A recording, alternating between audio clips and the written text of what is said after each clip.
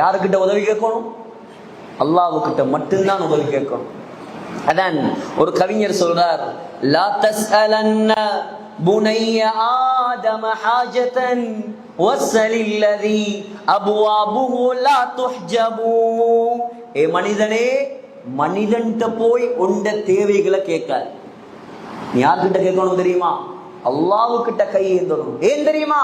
வல்லாஹு யக்பபு இன் தரக்த சுஆலஹு வ புனையு ஆதம ஹீன யுஸ்அலு யக்பபு. அல்லாஹ் கிட்ட நீ கேட்கலாட்டி அல்லாஹ் கோவிப்பான். மனுஷன்ட்ட நீ கேட்டா அவன் கோவிப்பான்.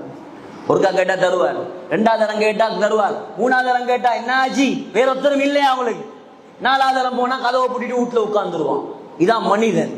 ரப்புல் ஆலமீன் வல்லாஹு யக்பபு இன் தரக்த சுஆலஹு. அல்லாஹ் அவனிடம் நீங்க கேட்காட்டி கோவப்படுற, எனக்கிட்ட கேட்கலேன்னு கோவப்படுற ஒரே ஒருவன் அல்லாஹ் மட்டும்தான். எப்படி உதவி கேட்கணும் அல்லாஹ் கிட்ட? அல்லாஹ்வே சொல்லி தரான். நீங்க எப்படி தெரியுமா உதவி கேட்கணும்?